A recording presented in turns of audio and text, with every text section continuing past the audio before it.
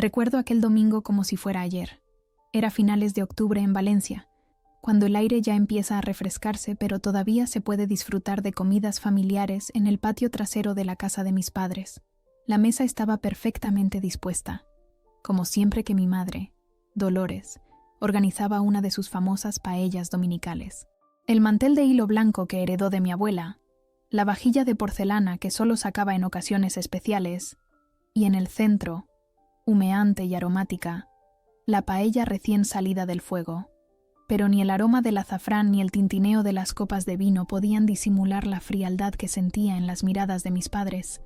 Yo, sentada frente a ellos, me sentía cada vez más pequeña con cada risa forzada que puntuaba su conversación sobre mis supuestos fracasos.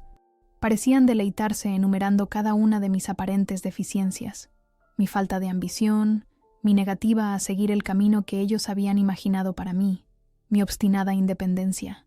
«Mira que te lo dije, Carmela», comentó mi padre, Antonio, sirviéndose otra copa de Rioja. «Estudiar relaciones internacionales, ¿para qué? Para acabar en ese trabajo insignificante que ni siquiera nos quiere explicar bien». Mi madre asintió, pasando el pan a mi hermano menor, Miguel, quien a sus 27 años ya era socio junior en el bufete de abogados de mi padre, cumpliendo al pie de la letra con las expectativas familiares. «Es que no entiendo por qué no aceptaste el puesto que te ofreció tu tío Javier en el ministerio», continuó ella, como si yo no estuviera presente. «Un trabajo estable, con prestigio. Pero no, la señorita independiente tenía que hacer las cosas a su manera. Cada palabra, amarga y casual, me golpeaba más profundamente porque venían envueltas en un tono de diversión condescendiente, como si mi vida fuera una anécdota graciosa que contar a los amigos durante el aperitivo. La paella, normalmente mi plato favorito, se volvía cada vez más difícil de tragar. El arroz se sentía como arena en mi boca mientras escuchaba cómo desgranaban todos mis supuestos errores vitales. No era la primera vez que ocurría, pero había algo en el aire aquella tarde que hacía que todo fuera más doloroso, más definitivo. Mi padre finalmente dejó su copa sobre la mesa y se inclinó hacia adelante, bajando la voz con una seriedad teatral antes de pronunciar las palabras que sabía que llevaba años queriendo decir. «Eres una decepción para esta familia, Elena. 32 años y... ¿qué has logrado? Ni un puesto respetable, ni un marido, ni planes de darnos nietos. Mientras tus primas ya tienen sus vidas encaminadas, tú sigues jugando a ser independiente con ese trabajo misterioso tuyo que ni siquiera da para comprarte un piso decente». Mi madre se llevó una mano a la boca como fingiendo horror, pero no pudo contener una risa tan afilada que sentí que podía cortar hasta el hueso. Incluso Miguel sonrió detrás de su servilleta. Ese hermano que de niños había sido mi cómplice, pero que con los años se había convertido en un reflejo perfecto de mi padre. La humillación ardía dentro de mí, quemando cualquier última esperanza de que algún día pudieran verme por quien realmente era. Quizás lo más doloroso era que no tenían ni idea de a qué me dedicaba realmente, de lo que había conseguido, de las vidas que había ayudado a salvar en misiones que nunca podría contarles. Mi carrera en los servicios de inteligencia exigía discreción absoluta, algo que había respetado escrupulosamente durante años, incluso a costa de parecer una fracasada ante mi propia familia. «¿No tienes nada que decir, hija?», preguntó mi madre, con esa falsa preocupación que había perfeccionado a lo largo de los años. Permanecí inmóvil, con el corazón latiendo tan fuerte que casi ahogaba sus risas. Una extraña claridad se asentó en mi pecho, mientras me daba cuenta de que ninguna explicación o justificación me ganaría jamás su respeto. La verdad es que nunca había sido sobre mis logros, sino sobre mi obediencia, sobre seguir el camino predeterminado sin cuestionamientos. El viento de otoño movió suavemente las ramas del limonero del patio, y por un momento me transporté a mi infancia, cuando ese mismo árbol era mi refugio, el lugar donde me escondía con un libro para escapar de las expectativas familiares. Ahora ya no había escape, solo la realidad cruda de que las personas que supuestamente debían amarme incondicionalmente eran incapaces de aceptarme tal como era. «Elena, tu madre te ha hecho una pregunta», insistió mi padre con ese tono autoritario que utilizaba en el juzgado. «Disculpadme», dije finalmente, colocando la servilleta junto a mi plato casi intacto. Mi voz sonó más firme de lo que esperaba, como si perteneciera a otra persona, a la Elena que era en mi trabajo. no a la hija sumisa que ellos esperaban. No me encuentro bien. Cuando por fin me levanté, mis piernas se sentían inestables, pero me obligué a caminar lentamente hacia mi antigua habitación, negándome a darles la satisfacción de verme huir. Detrás de mí, podía escuchar cómo la conversación continuaba como si nada, como si mi salida fuera solo un pequeño inconveniente en su perfecta reunión familiar.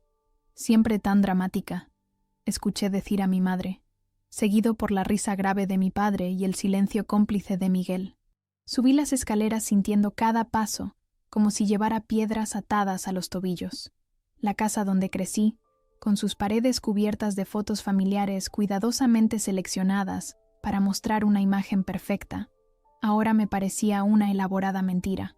En esas fotos, sonreíamos todos juntos en vacaciones en la Costa Brava, en la comunión de Miguel, en la boda de mis primos, momentos congelados que ocultaban la verdad de nuestra dinámica familiar.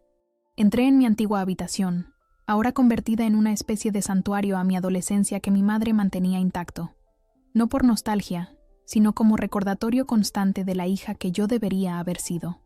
Los trofeos de debate, los diplomas del instituto, todo de un tiempo en que aún cumplía con sus expectativas. Me senté en el borde de la cama, escuchando el murmullo de sus voces que subía desde el patio. A través de la ventana abierta podía ver fragmentos de la escena. Mi padre gesticulando con la copa en la mano, mi madre asintiendo con esa expresión de suficiencia, Miguel inclinado hacia ellos, absorbiendo cada palabra como si fueran la verdad absoluta. En ese momento, mientras las últimas luces de la tarde se filtraban por la ventana tiñendo la habitación de tonos anaranjados, algo se quebró definitivamente dentro de mí. No era solo dolor lo que sentía, sino una certeza cristalina de que ningún esfuerzo, ningún logro sería suficiente para ellos si no encajaba en su molde preestablecido. Y por primera vez, me pregunté si realmente necesitaba su aprobación para saber mi propio valor. Esa noche, acostada en la pequeña cama de mi antigua habitación, repasé una y otra vez cada palabra dicha durante la comida. Sus voces se habían aferrado a mis pensamientos, desenredando cada frágil hilo de autoconfianza que había construido a lo largo de los años. Incluso en la oscuridad, todavía podía ver sus rostros, sus ojos planos con desdén, sus sonrisas curvadas en burla. Me pregunté si había desperdiciado años intentando demostrar algo a personas que nunca me aceptarían. El techo, que de adolescente había decorado con pequeñas estrellas fosforescentes, formando constelaciones que mi abuelo me había enseñado a reconocer, ahora parecía mirarme con la misma indiferencia que mi familia. Fuera, las calles de Valencia se habían quedado en silencio, solo interrumpido ocasionalmente por algún coche o las risas lejanas de los últimos clientes de la taberna de la esquina. Pensé en los sacrificios que había hecho, las largas noches de estudio en la academia, el entrenamiento extenuante, la autodisciplina interminable, todo oculto detrás de una identidad civil que mantenía por razones de seguridad. 8 años en el Centro Nacional de Inteligencia no eran cualquier cosa. Había participado en operaciones que habían salvado vidas, desarticulado redes de tráfico de personas, interceptado amenazas antes de que se materializaran. Y sin embargo, para mi familia, era solo Elena, la hija que no había cumplido con sus expectativas, la que tenía un trabajillo del que apenas hablaba. Mi carrera exigía secretismo, y nunca imaginé que se convertiría en munición para su crueldad. La ironía era tan completa que casi me hizo reír, pero el sonido se atascó en mi garganta, convirtiéndose en un nudo de emociones contradictorias. Me levanté y me acerqué a la ventana. La luna iluminaba los tejados del barrio del Carmen, tan familiares y a la vez tan ajenos. Me sentía como una extraña en mi propia vida, dividida entre dos mundos que nunca podrían tocarse. En uno, era respetada, valorada por mis capacidades y decisiones. En el otro, era una decepción constante, un recordatorio de expectativas no cumplidas. En algún momento de la madrugada, mientras los primeros pájaros comenzaban a cantar en el limonero del patio, me senté y miré el contorno tenue de mi bolsa donde guardaba mi identificación oficial y mi arma reglamentaria, objetos que jamás habían visto la luz en esta casa. Me sorprendió darme cuenta de que ninguno de ellos me conocía realmente, ni siquiera una fracción de la mujer en la que me había convertido. La decepción que ridiculizaban era una máscara cuidadosamente elaborada, y en ese momento sentí algo cercano a la lástima por ellos. ¿Qué dirían si supieran que aquella amiga, que me llamaba a veces a horas intempestivas, era en realidad mi superior inmediato? ¿O que mis frecuentes viajes de trabajo incluían misiones en zonas de conflicto? ¿O que aquel curso de formación del año pasado había sido en realidad una operación encubierta en Marruecos? El silencio de la casa se volvió casi tangible, roto únicamente por los ocasionales crujidos del viejo edificio y los ronquidos distantes de mi padre. Me pregunté qué pasaría si rompiera mi juramento de confidencialidad, si les mostrara quién era realmente.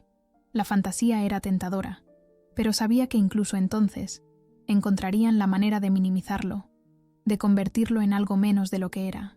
Recordé la última vez que había intentado ganar su aprobación, cuando les mencioné que había recibido una recomendación especial en mi trabajo. ¿Una recomendación para qué? ¿Para ordenar mejor los archivos? Había bromeado mi padre, mientras mi madre añadía: «Hija, no es que no nos alegremos, pero ¿no crees que ya va siendo hora de buscar algo más sustancial?» Miré la foto enmarcada en mi mesita de noche. Yo a los 22 años, recién graduada, flanqueada por mis padres sonrientes.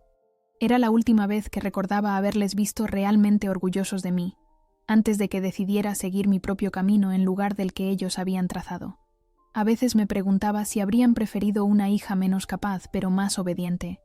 El primer rayo de sol se coló por la ventana, dibujando patrones en el suelo de madera.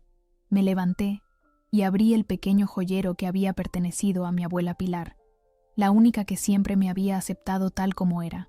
Dentro, junto a las pocas joyas que guardaba, estaba la medalla que me habían concedido tras una operación particularmente arriesgada en la frontera con Francia. Nunca se la había enseñado a nadie de mi familia. La sostuve entre mis dedos, sintiendo su peso, el peso de una verdad que nunca había compartido. Por un momento, imaginé la cara de mi padre si supiera que su decepcionante hija había recibido reconocimientos que él, con toda su influencia en el bufete de abogados, nunca obtendría.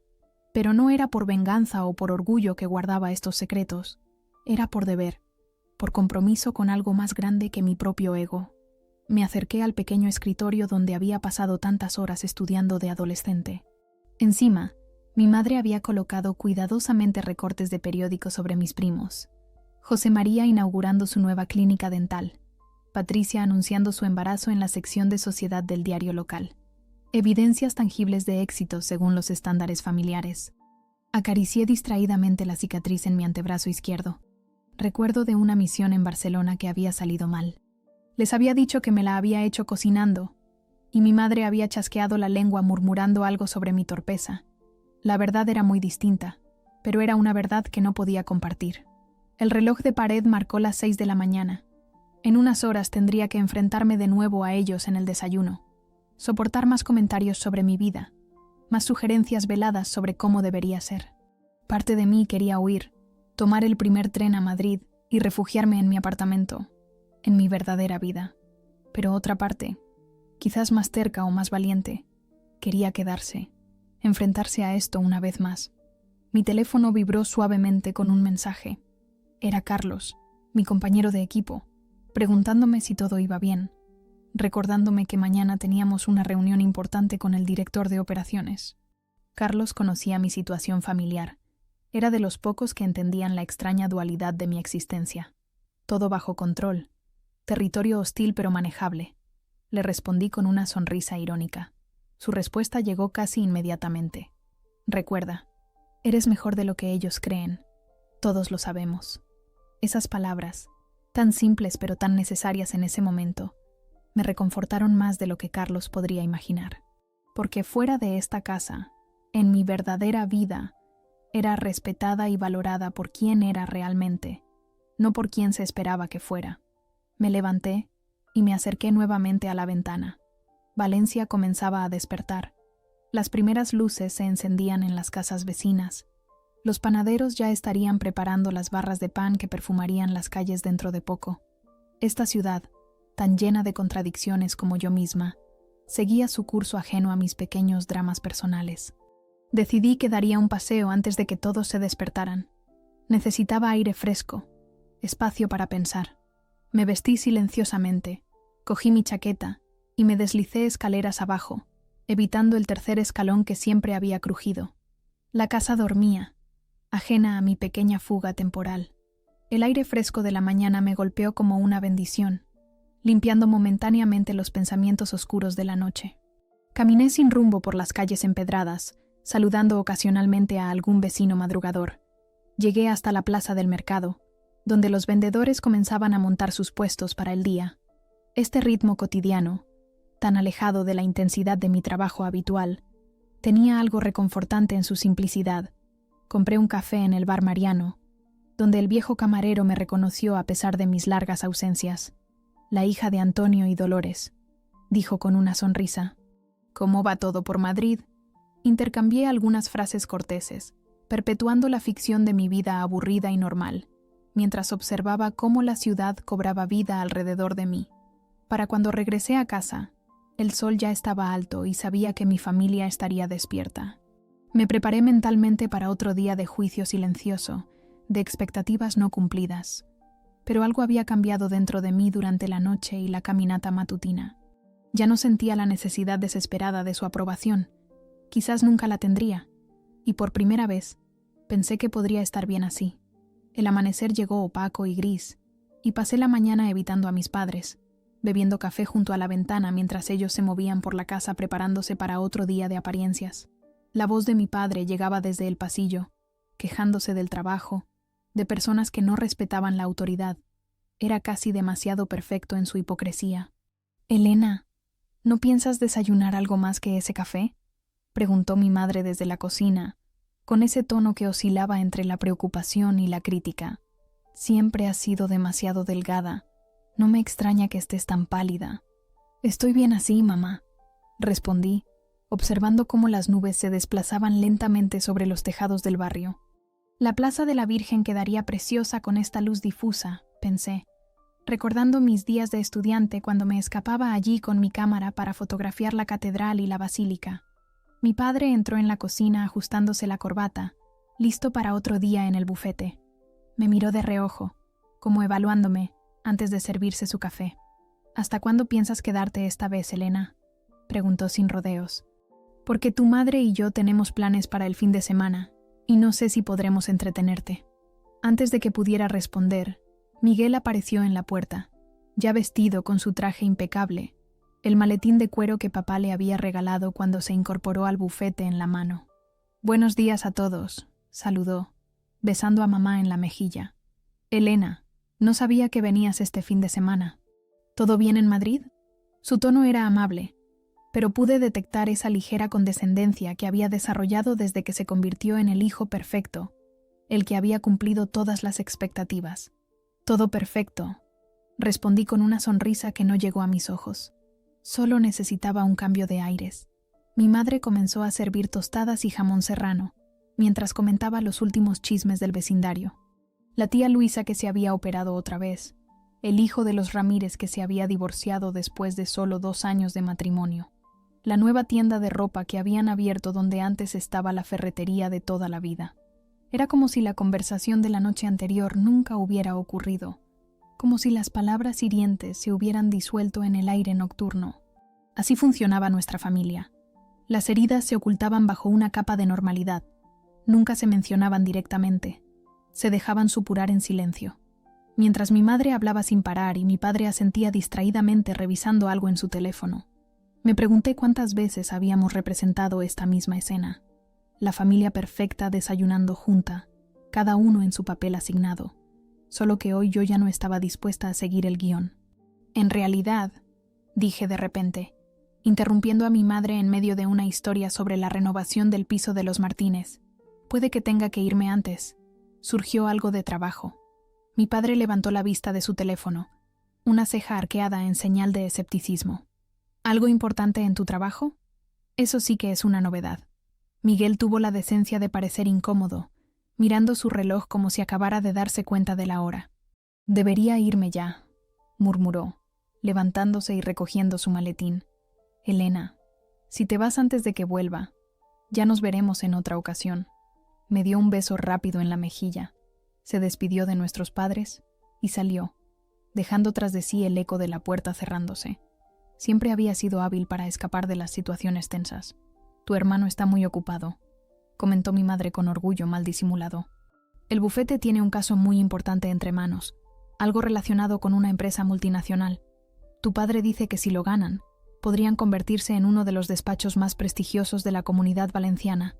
Asentí, fingiendo interés mientras terminaba mi café. A través de la ventana vi a mi hermano subirse a su Audi último modelo, otro símbolo de su éxito a ojos de mis padres.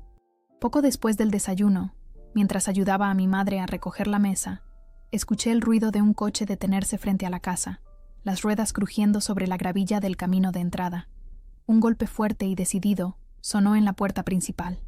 Mi madre, todavía con su bata de seda, frunció el ceño con irritación y fue a abrir. Escuché el rumor grave de una voz masculina y el tono educado pero firme que inmediatamente señalaba asuntos oficiales. Mi padre, refunfuñando sobre visitas inoportunas a primera hora de la mañana, fue a ver qué pasaba. Le seguí a cierta distancia, medio oculta por el arco que separaba el comedor del recibidor, mientras él abría la puerta con ese gesto autoritario tan suyo. En el umbral estaba el coronel Martínez, mi superior directo en el CNI, vestido con su uniforme completo. Su presencia parecía llenar todo el espacio. Me miró directamente, asintió con un respeto inconfundible, y luego se volvió hacia mi padre levantando la mano en un saludo militar impecable. «Buenos días, señor Vidal», dijo, su voz resonando en la casa como un disparo. «Disculpe la intrusión tan temprana. Soy el coronel Javier Martínez del Centro Nacional de Inteligencia. Estoy buscando a la comandante Elena Vidal. Tenemos un asunto urgente que requiere su atención inmediata». El tiempo pareció congelarse. La mandíbula de mi padre quedó floja, su rostro perdiendo color hasta parecer casi enfermo. Mi madre, detrás de él, se llevó la mano al pecho, sus ojos moviéndose entre el coronel y yo como buscando alguna forma de negar lo que estaba viendo. Nadie habló. Incluso el viejo reloj del salón sonaba más fuerte, marcando los segundos de su atónito silencio. El coronel Martínez se volvió hacia mí con la misma calma respetuosa y extendió un sobre que conocía bien. Mi nueva asignación, firmada y sellada. Mi padre hizo ademán de cogerlo, como para arrebatarlo, pero la mano del coronel no vaciló. Se dirigió a mí formalmente, elogiando mi liderazgo y dedicación al servicio. Cada palabra un contraste deliberado con los insultos que había soportado la noche anterior. «Comandante Vidal», continuó el coronel, ignorando por completo el intento de mi padre de intervenir. «Se requiere su presencia en Madrid inmediatamente. La operación Albaicín ha entrado en fase crítica y su equipo la necesita al mando. El ministro ha solicitado específicamente su participación en la reunión de esta tarde». Mi madre, que siempre había sido tan elocuente, especialmente cuando se trataba de señalar mis defectos, parecía haber perdido la capacidad de hablar. Su mano seguía sobre su pecho, como si temiera que su corazón pudiera escaparse. «Por supuesto, coronel», respondí con una voz que no traicionaba la tormenta de emociones que sentía por dentro. «Estaré lista en 20 minutos. El coche oficial la espera, comandante», asintió él. «Me temo que la situación requiere nuestra atención inmediata». Tomé el sobre con manos firmes, consciente de que por primera vez la verdad de mi vida era innegable. Todos los años de esfuerzo oculto, el secretismo, la disciplina, quedaban al descubierto, y la humillación que mis padres habían intentado infligirme ahora era suya. En ese momento, sentí que el peso de su juicio se levantaba como un sudario que se desprendía. «¿Comandante?». La voz de mi padre finalmente salió, ronca y débil, tan diferente de su habitual tono autoritario. «¿Elena? ¿Qué significa esto?». El coronel Martínez, percibiendo la tensión familiar, dio un paso atrás con discreción profesional. «Les dejo para que la comandante Vidal pueda prepararse. Estaré esperando en el vehículo, señora». Asentí, agradeciendo silenciosamente su tacto. Cuando la puerta se cerró tras él, el silencio que siguió pareció casi sagrado. Mi padre me miró como si nunca me hubiera visto antes, la realidad asentándose sobre él como un veneno lento. Mi madre comenzó a balbucear, tratando de salvar algún jirón de autoridad, pero su voz temblaba y se deshacía. «Elena, Intentó de nuevo mi padre, su tono a medio camino entre la confusión y la indignación. ¿Qué es todo esto? ¿Comandante? ¿Centro Nacional de Inteligencia? ¿Es algún tipo de broma? Me mantuve en silencio un momento, sosteniendo su mirada. No había triunfo en lo que sentía, sino un alivio más profundo y silencioso. No, papá, respondí finalmente. No es ninguna broma. Llevo 8 años en el CNI. Soy comandante al mando de una unidad de operaciones especiales. Y ahora, si me disculpáis, tengo que hacer mi maleta. España me necesita. Las palabras sonaron casi teatrales, pero en ese momento no me importó. Subí las escaleras hacia mi habitación sin mirar atrás, sintiendo sus miradas clavadas en mi espalda. Por primera vez en mucho tiempo, caminaba con la espalda completamente recta, sin el peso invisible que siempre parecía doblarme en presencia de mi familia. Mientras guardaba rápidamente mis cosas en la maleta, podía escuchar el murmullo de voces acaloradas en el piso de abajo. Mi nombre se repetía una y otra vez, mezclado con preguntas, exclamaciones de sorpresa, quizás incluso de indignación, pero ya no me importaba. Ya no necesitaba su validación para saber mi propio valor. Cuando bajé con mi bolsa preparada, los encontré en el salón, ambos sentados como si las piernas no pudieran sostenerlos. Mi madre tenía los ojos enrojecidos, aunque no sabría decir si por llanto o por rabia. Mi padre parecía haber envejecido 10 años en media hora. ¿Por qué nunca nos lo dijiste?, preguntó mi madre con voz temblorosa. Lo intenté, muchas veces, respondí, recordando todas las ocasiones en que había tratado de hablarles de mi trabajo sin revelar detalles clasificados, todas las veces que habían desestimado mis evasivas como señal de un empleo insignificante. Pero nunca quisisteis escuchar. Estabais demasiado ocupados comparándome con Miguel, con mis primos, con cualquiera que siguiera el camino que vosotros considerabais correcto. Pero, ¿el CNI? ¿Comandante? Mi padre parecía seguir sin poder procesar la información. ¿Cómo es posible? 8 años de trabajo duro, papá, de sacrificio, de riesgo, de servir a mi país de una manera que nunca podría contaros. Miré el reloj, consciente de que el coronel esperaba. Pero ahora no tengo tiempo para explicaciones. Tengo que irme. Me dirigí hacia la puerta, sintiendo una extraña mezcla de liberación y tristeza. Parte de mí quería quedarse, explicarles todo lo que podía dentro de los límites de mi juramento de confidencialidad, darles la oportunidad de conocer a la verdadera Elena. Pero otra parte sabía que este momento de revelación, este cambio sísmico en nuestra dinámica familiar, necesitaba tiempo para asentarse. Volveré cuando pueda, dije, con la mano ya en el pomo de la puerta. Quizás entonces podamos hablar de verdad. Salí sin esperar respuesta, cerrando la puerta tras de mí con un golpe que sonó a finalidad. El coronel Martínez me esperaba junto al coche oficial, su expresión indescifrable pero sus ojos revelando una comprensión que agradecí silenciosamente. ¿Todo bien, comandante?, preguntó mientras un suboficial guardaba mi maleta en el maletero. Sí, señor, respondí, enderezando los hombros. Lista para la misión. Mientras el coche se alejaba por las calles de Valencia, miré por última vez la casa donde había crecido. En la ventana del salón, las siluetas de mis padres se recortaban contra la luz interior, inmóviles, observando mi partida como si vieran a una extraña. El viaje a Madrid transcurrió en un silencio profesional. El coronel Martínez me puso al día sobre la operación Albaicín, una compleja investigación sobre una red de tráfico de información clasificada que llevábamos meses siguiendo. Mientras repasábamos los detalles del caso, mi mente iba y venía entre la misión inminente y la escena que acababa de dejar atrás en Valencia. Disculpe la intrusión en su vida personal, comandante, dijo finalmente el coronel cuando terminamos de revisar los documentos. No suelo presentarme así en los hogares de mis oficiales, pero la situación realmente requería su presencia inmediata. Lo entiendo, señor, respondí, agradecida por su discreción al no mencionar lo obvio, que acababa de desvelar mi verdadera profesión a una familia que me había subestimado durante años.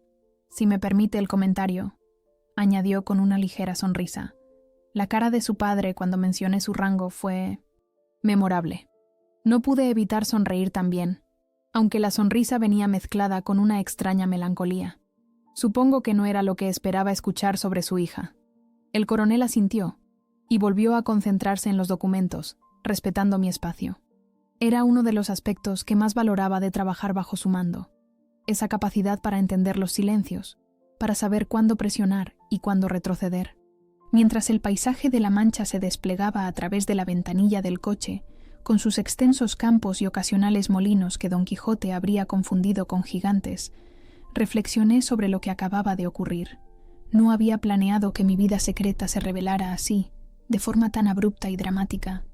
Parte de mí se sentía culpable por el shock que les había causado a mis padres, pero otra parte, una parte que crecía con cada kilómetro que nos alejaba de Valencia, sentía una liberación casi embriagadora. A media tarde llegamos a la sede del CNI en Madrid. El edificio, discreto a propósito, no revelaba nada de la intensa actividad que ocurría en su interior. Mientras subíamos en el ascensor hacia la sala de reuniones, me concentré en cambiar de mentalidad. Aquí no era la hija decepcionante de Antonio y Dolores Vidal. Era la comandante Elena Vidal, respetada por sus pares y superiores, confiable en situaciones de crisis. La reunión fue intensa y productiva. El ministro del Interior estuvo presente, junto con representantes de la Policía Nacional y la Guardia Civil. Mi equipo había avanzado en mi ausencia, identificando patrones clave en la red que investigábamos. Cuando presenté mi análisis y recomendaciones, vi asentimientos de aprobación alrededor de la mesa. «Excelente trabajo, comandante Vidal», dijo el ministro al concluir. «Su enfoque sobre este caso ha sido precisamente lo que necesitábamos. Proceda según lo recomendado y manténganos informados». Cuando la reunión terminó y los participantes comenzaron a dispersarse, mi teléfono vibró en mi bolsillo. Era un mensaje de mi madre. «Elena, por favor, llámanos cuando puedas. Necesitamos hablar». Lo miré un momento antes de guardarlo nuevamente sin responder. Ahora no podía permitirme distracciones. La operación estaba en un momento crítico y requería toda mi atención. Pasé las siguientes horas con mi equipo, refinando nuestra estrategia y asignando tareas. Eran buenos, los mejores en lo suyo, y la confianza que depositaban en mi liderazgo era algo que nunca había experimentado en mi familia. Aquí, mis decisiones no se cuestionaban por principio. Se evaluaban por sus méritos. Mi opinión no se desestimaba, se valoraba. Era casi medianoche cuando regresé a mi apartamento en Malasaña, un espacio pequeño pero acogedor, que reflejaba quién realmente era. Libros de historia y geopolítica compartían estanterías con novelas de Almudena Grandes y Arturo Pérez Reverte. En las paredes, fotografías que había tomado en mis escasos momentos libres, el amanecer en la Sierra de Guadarrama, un café solitario en una plaza de Toledo, la mirada cansada de un pescador en el puerto de Cádiz. Este era mi verdadero hogar, no aquella habitación congelada en el tiempo de la casa de mis padres. Aquí no tenía que pretender ser menos de lo que era. Aquí podía existir plenamente como Elena, la mujer que había elegido ser, no la que otros esperaban que fuera. Mi teléfono sonó mientras me servía una copa de vino tinto. Era Miguel. Dudé antes de contestar, pero finalmente deslicé el dedo por la pantalla. «Elena». Su voz sonaba diferente, casi respetuosa. «¿Cómo estás?» «Ocupada», respondí, sin hostilidad pero sin dar más detalles. «¿Qué pasa, Miguel?» «Es sobre lo de esta mañana», continuó, aclarándose la garganta. «Papá y mamá están... bueno, no sé ni cómo describirlo. En shock, supongo. No han dejado de hablar de ello todo el día». Me senté en el sofá, observando las luces de Madrid a través de mi ventana. La ciudad nunca dormía realmente. Siempre había alguna luz encendida, alguna vida desarrollándose tras las ventanas iluminadas. «Me imagino», dije finalmente. «No era así como planeaba que se enteraran». «¿Por qué nunca nos lo dijiste, Elena?» La pregunta estaba llena de una curiosidad genuina, sin el tono acusatorio que habría esperado. ¿Me habrías creído, Miguel? ¿O habrías pensado que era otra de mis excentricidades? ¿Otro intento de llamar la atención? Su silencio fue respuesta suficiente. Además, continué, no podía decirlo. Mi trabajo exige confidencialidad. Solo podía dar pistas, esperando que alguno de vosotros conectara los puntos o, al menos, me concediera el beneficio de la duda. «Papá ha estado buscándote en Internet», dijo con una ligera risa incrédula. «Como si pudiera encontrar tu perfil profesional en LinkedIn o algo así. Está tratando de entender cómo su hija, la que según él nunca llegaría a nada, Es en realidad comandante en el maldito CNI. La imagen de mi padre, el abogado prestigioso que siempre tenía respuestas para todo, buscando desesperadamente información sobre mí, tenía algo de irónico que casi me hacía sonreír. ¿Y tú, Miguel? ¿Qué piensas de todo esto? Hubo una pausa, como si estuviera considerando cuidadosamente su respuesta. Estoy impresionado, admitió finalmente, y quizás un poco avergonzado, por todas las veces que me sumé a sus comentarios, por todas las veces que te miré por encima del hombro pensando que yo había tomado mejores decisiones. No era una disculpa completa, pero viniendo de Miguel, era significativo. Mi hermano nunca había sido de los que admiten errores fácilmente, otra característica heredada de nuestro padre. ¿Sabes qué es lo más gracioso?, continuó. Papá no para de mencionar a sus amigos que su hija trabaja para el gobierno en un puesto de responsabilidad. Es como si de repente fuera su mayor orgullo. Solté una risa amarga. Qué conveniente. Ayer era una decepción. Hoy soy motivo de presumir. Es papá, dijo Miguel, como si eso lo explicara todo. Y en cierto modo, lo hacía. Antonio Vidal siempre había sido un hombre que valoraba las apariencias, el prestigio, el reconocimiento social. Mi problema nunca había sido realmente mi supuesta falta de ambición, sino que mis logros no eran visibles, no podían exhibirse en su círculo social. Mamá quiere que vuelvas a casa, añadió después de un momento. Dice que tiene muchas preguntas. Ahora mismo no puedo, respondí, pensando en la operación que teníamos entre manos. Estamos en medio de algo importante. ¿Algo peligroso?, preguntó, y por primera vez en muchos años detecté preocupación genuina en su voz. No puedo hablar de ello, Miguel. Ya sabes cómo funciona esto. Claro, se apresuró a decir. Solo ten cuidado, ¿vale? Resulta que me acabo de enterar de que mi hermana mayor es una especie de agente secreto, y me gustaría tener tiempo para acostumbrarme a la idea. Sonreí a pesar de mí misma. No soy James Bond, Miguel. Pero sí, tendré cuidado. Después de colgar, me quedé mirando el teléfono un largo rato. La conversación con mi hermano había sido más cordial de lo que había anticipado, más honesta que cualquier intercambio que hubiéramos tenido en años. Era como si la revelación de mi verdadera identidad profesional hubiera roto algún tipo de barrera invisible entre nosotros. Mi teléfono vibró nuevamente con un mensaje. Esta vez era del coronel Martínez. Operación aprobada para mañana a las 0600.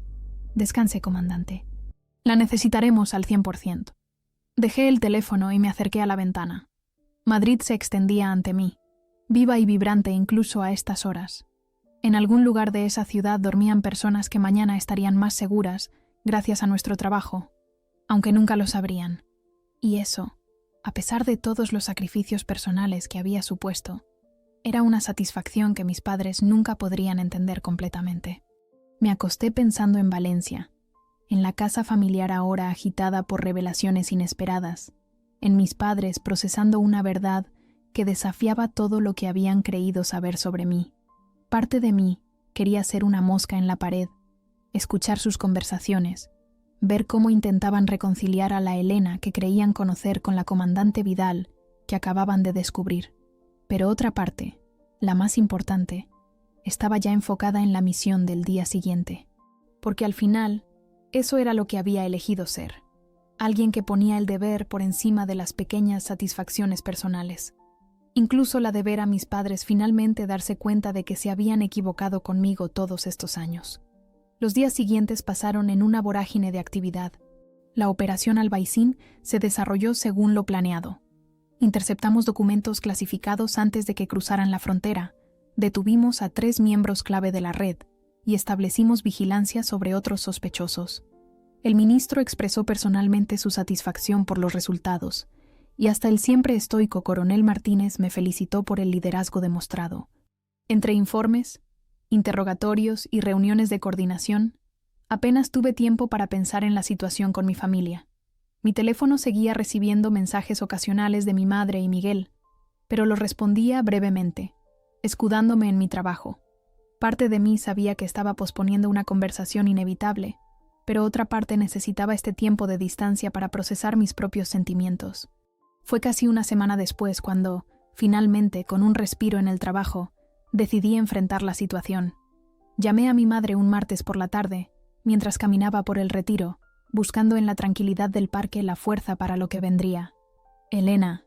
Su voz sonaba tentativa, casi irreconocible sin su habitual tono de autoridad.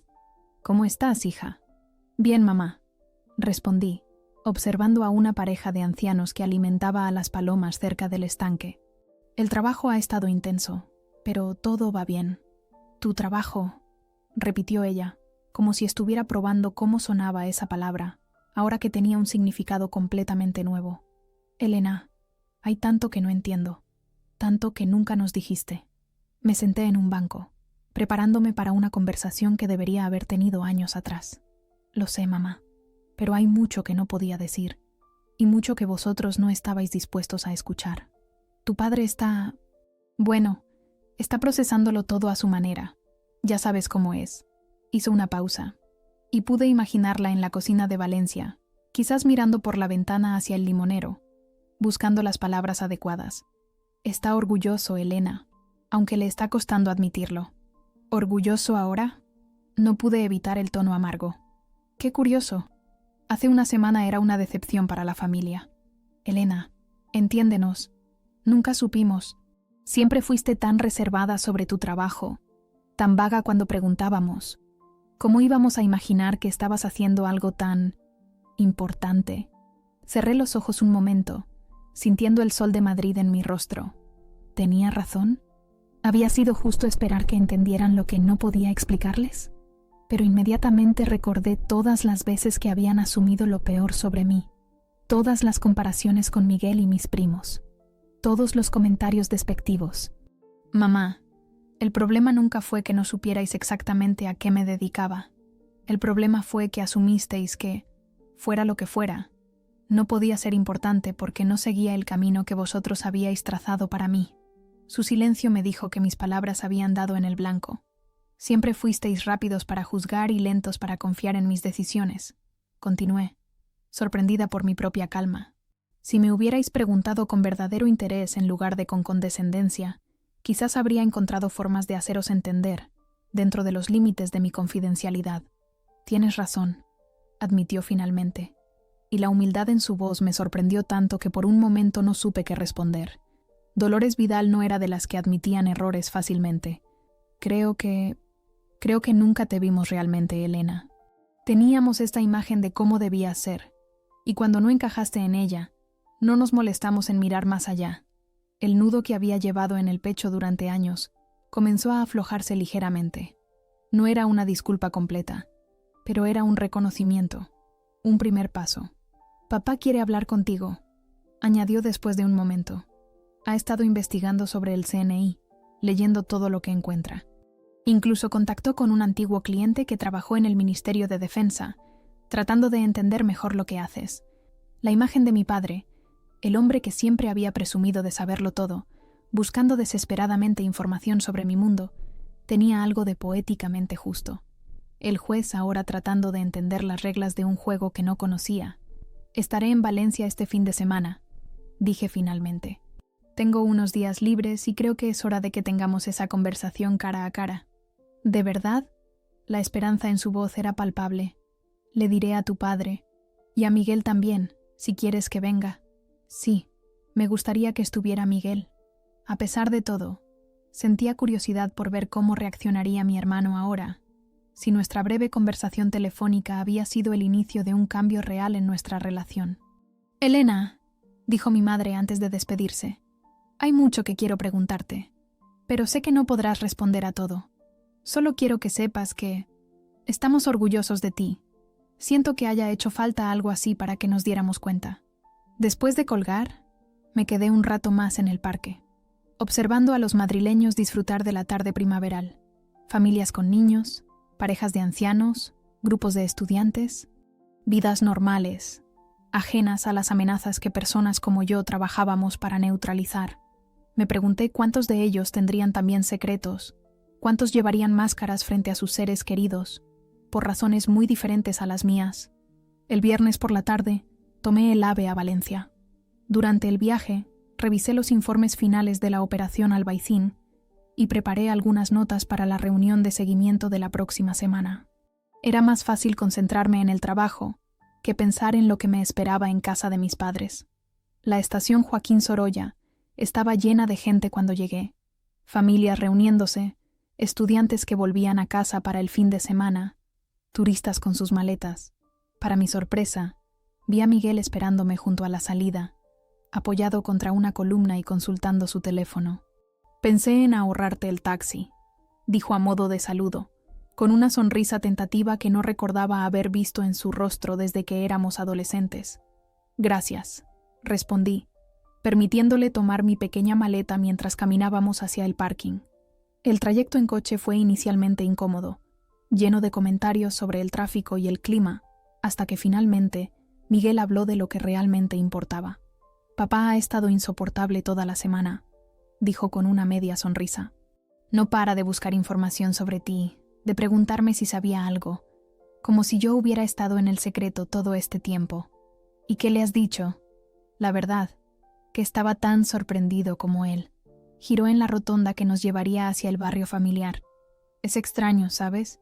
Toda mi vida he sido el hijo perfecto, el que seguía sus pasos, el que hacía todo según sus expectativas. Y ahora resulta que tú, la rebelde, la que siempre parecía decepcionar, eres la que tiene el trabajo más impresionante». Había algo en su tono que no era envidia, sino una especie de admiración mezclada con melancolía.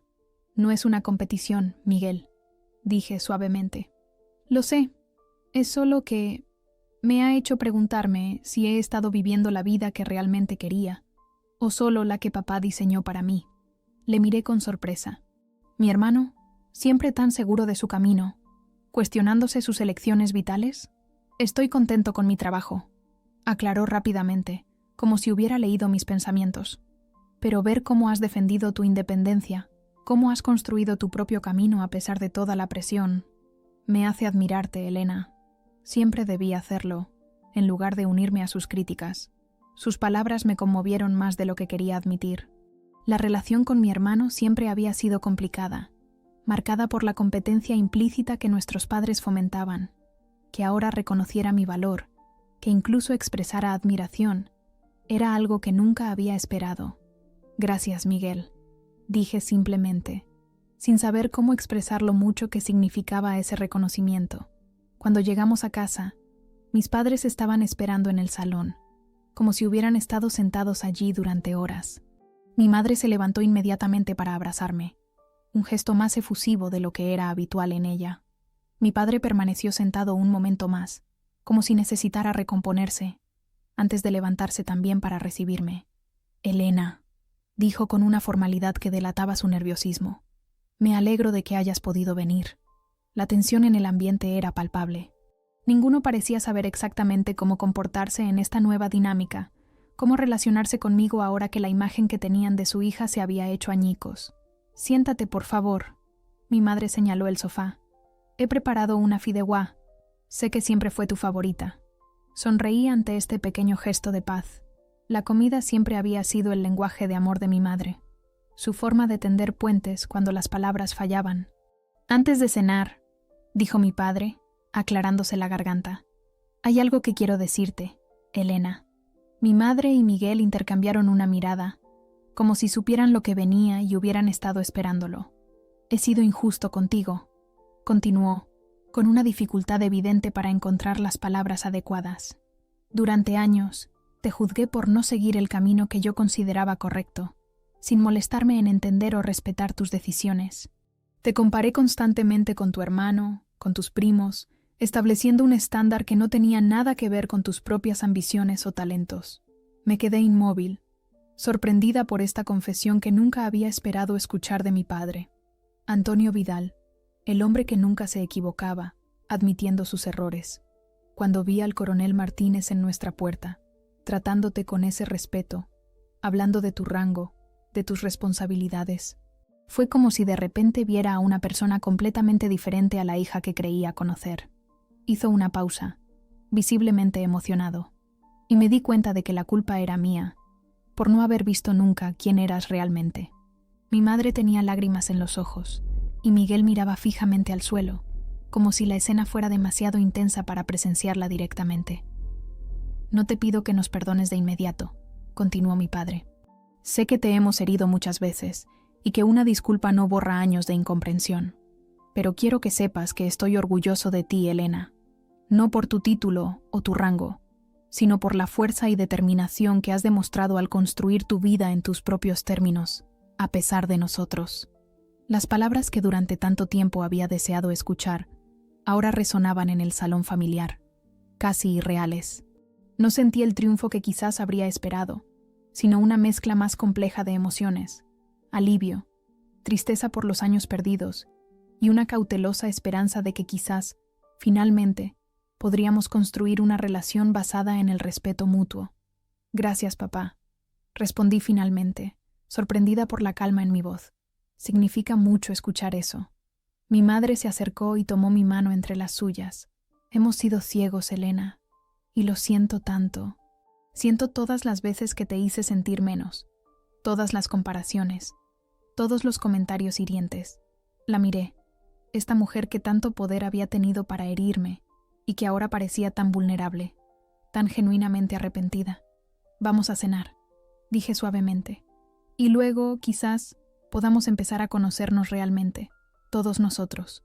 Mientras nos dirigíamos al comedor, sentí que algo fundamental había cambiado, no solo en cómo me veían, sino en cómo me veía a mí misma. Ya no era la hija que buscaba desesperadamente la aprobación familiar. Era una mujer que había encontrado su propio camino y que ahora, finalmente, podía reconciliar las diferentes partes de su identidad. La verdad, con todo su poder disruptivo, había finalmente abierto la posibilidad de una relación auténtica con mi familia. No sería fácil, ni ocurriría de la noche a la mañana, pero por primera vez en mucho tiempo, sentí que era posible. La cena transcurrió en un ambiente de extraña cordialidad, como si todos estuviéramos aprendiendo un nuevo lenguaje para comunicarnos. Mi madre sirvió la fideuá con ese orgullo culinario tan valenciano, explicándome que había usado el caldo de pescado que hacía la pescadería del mercado central, la única que lo hace como es debido. Mi padre abrió una botella de vino que había estado guardando para una ocasión especial, un Rioja Gran Reserva que normalmente reservaba para celebrar sus victorias en casos importantes. La conversación fluyó con cautela al principio, evitando temas sensibles, centrándose en anécdotas seguras sobre vecinos y conocidos comunes.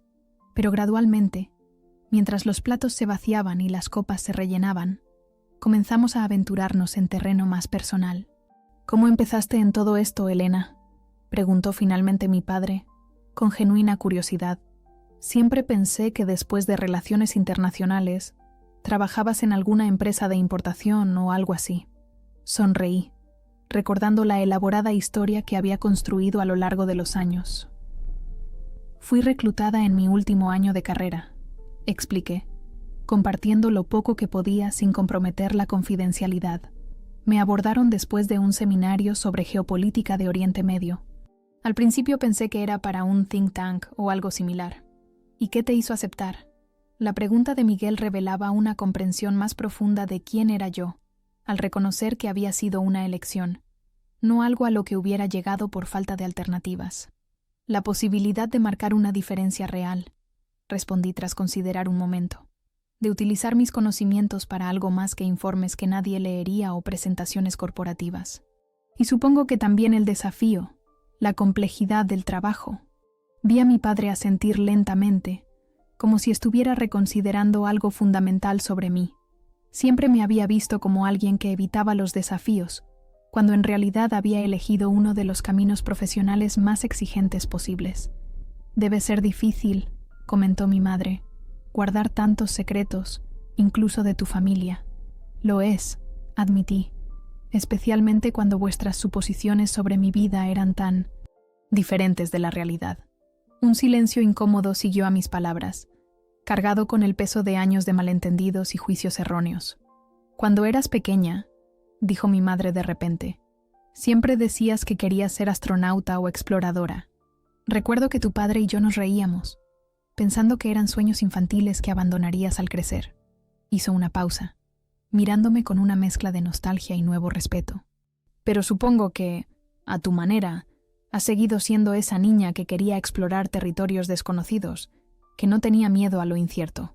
Sus palabras me conmovieron inesperadamente. Era la primera vez que reconocía una continuidad en mi personalidad, que veía mi camino profesional como una expresión auténtica de quién era, no como una desviación de quién debería haber sido. La sobremesa se extendió hasta bien entrada la noche. Miguel compartió algunas de sus propias frustraciones con el bufete, admitiendo que a veces sentía que había elegido el camino de menor resistencia. Mi padre, sorprendentemente, no le contradijo, sino que escuchó con una atención que nunca le había visto prestar a las dudas de sus hijos. Cuando finalmente nos retiramos a dormir, me sentí extrañamente en paz. No era un final feliz de cuento de hadas. Décadas de dinámicas familiares disfuncionales no se resuelven en una sola noche. Pero era un comienzo, un espacio abierto donde quizás podríamos reconstruir algo nuevo y más auténtico.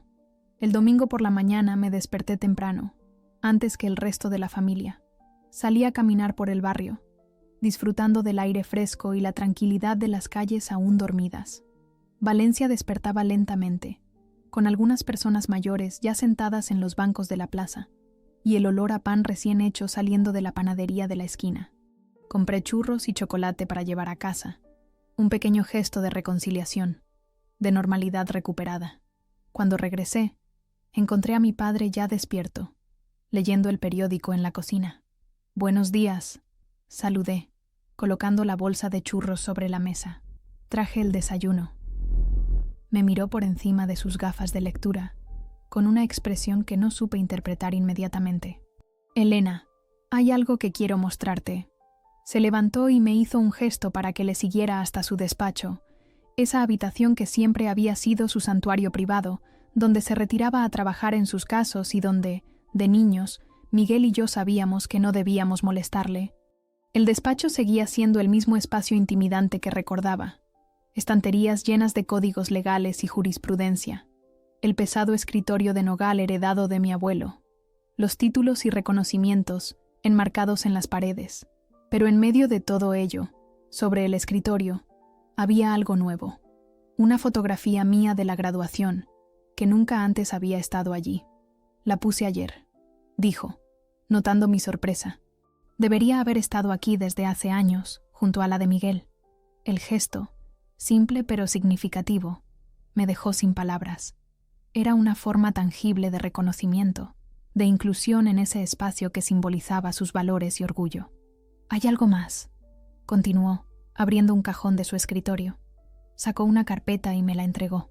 «Esto era de tu abuelo. Nunca te lo mostré porque no encajaba con lo que yo quería para ti». Abrí la carpeta con curiosidad.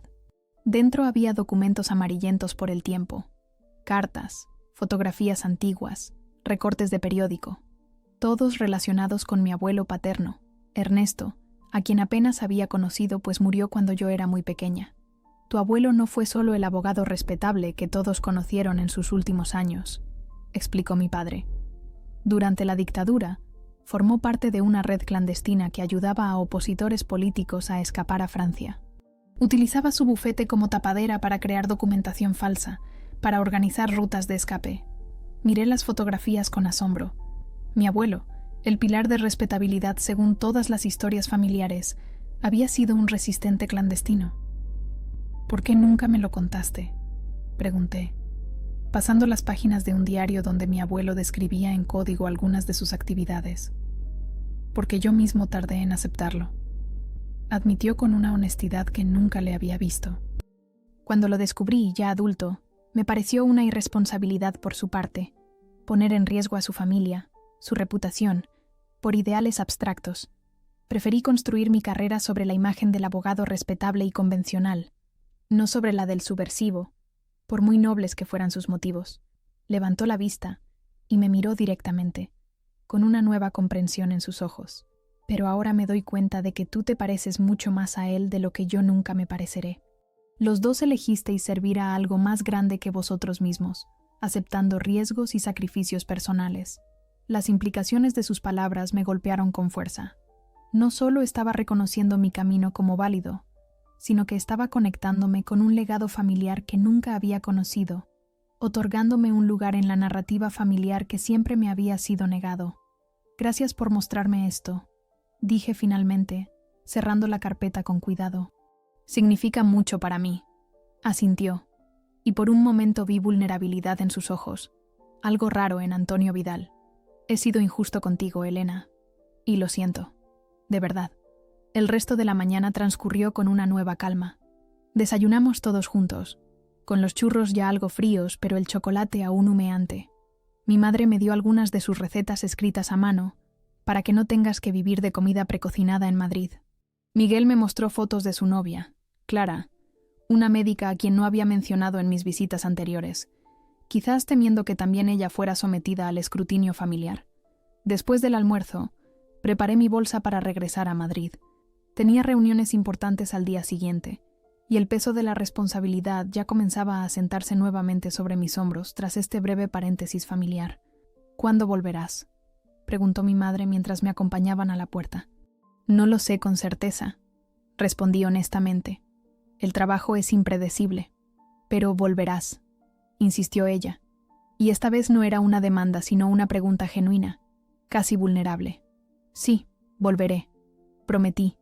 Y por primera vez en muchos años, la idea de regresar a la casa familiar no me produjo ansiedad, sino una cautelosa esperanza. Mi padre me sorprendió con un abrazo torpe pero sincero, algo tan fuera de carácter para él que casi me hizo reír. Miguel me guiñó un ojo por encima del hombro de papá, como cuando éramos niños y compartíamos secretos. «Ten cuidado», dijo mi padre al soltarme, y supe que ahora esas palabras tenían un significado completamente nuevo, cargado con el conocimiento real de los riesgos que podía enfrentar en mi trabajo. «Siempre lo tengo», respondí con una ligera sonrisa. Cuando el taxi se alejaba por la calle familiar, miré por la ventanilla trasera y los vi aún en la puerta, observándome marchar.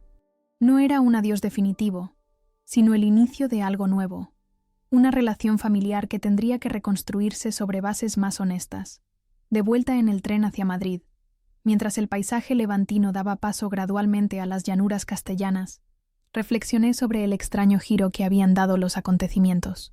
La revelación forzada de mi identidad profesional, que tanto había temido durante años, había resultado ser el catalizador para un cambio necesario en nuestra dinámica familiar. Mi teléfono vibró con un mensaje del coronel Martínez. Reunión adelantada a las 0800. Nueva información sobre el caso Darro. La realidad me reclamaba, recordándome que más allá de este fin de semana de revelaciones y reconciliaciones familiares, mi vida, mi verdadera vida, continuaba con su ritmo implacable. Mañana volvería a ser la comandante Vidal, concentrada en amenazas y estrategias, en proteger a un país que nunca conocería mi nombre. Pero algo fundamental había cambiado. Ya no sentía que estaba viviendo una doble vida, dividida entre dos identidades irreconciliables. Por primera vez, sentía que todas las partes de mí podían coexistir. La hija de Antonio y Dolores, la hermana de Miguel, la niña que creció en Valencia, y la mujer que había elegido servir a su país desde las sombras. No necesitaba la validación de mi familia para saber mi propio valor. Eso lo había aprendido en los años de distanciamiento y juicio silencioso. Pero el reconocimiento que finalmente había recibido, la posibilidad de ser vista realmente por ellos, abría la puerta a una relación más auténtica y equilibrada. Mientras el tren entraba en la estación de Atocha, guardé mis documentos y me preparé para sumergirme nuevamente en mi trabajo. Mañana habría nuevos desafíos, nuevas decisiones difíciles que tomar, pero lo haría con la certeza renovada de que había elegido mi camino correctamente, y que ahora, finalmente, ese camino era respetado incluso por aquellos cuya aprobación una vez había parecido tan inalcanzable. Salí a la bulliciosa estación, mezclándome con la multitud anónima de madrileños que volvían a casa tras el fin de semana. Nadie sabía quién era yo, qué hacía, qué responsabilidades cargaba sobre mis hombros. Y había cierta libertad en ese anonimato, en ser simplemente una mujer más con una maleta, apresurándose hacia el metro en una tarde de domingo. Mi teléfono vibró nuevamente. Esta vez era un mensaje de Miguel. «Ha sido bueno tenerte en casa, hermana. Vuelve pronto». Sonreí, guardando el teléfono mientras descendía las escaleras del metro. Algunos finales son también comienzos, y este, con todas sus complicaciones y promesas no dichas, se sentía como ambas cosas a la vez, el final de una dinámica familiar disfuncional y el comienzo tentativo de algo nuevo, más honesto, más fuerte. Y mientras el vagón del metro arrancaba, llevándome de vuelta a mi apartamento en Malasaña, a mi vida construida con tanto esfuerzo y determinación, supe que ya no necesitaría la aprobación de nadie para caminar con la cabeza alta. La verdad, por dolorosa o incómoda que fuera, tenía su propio poder liberador. Y yo, finalmente, estaba libre.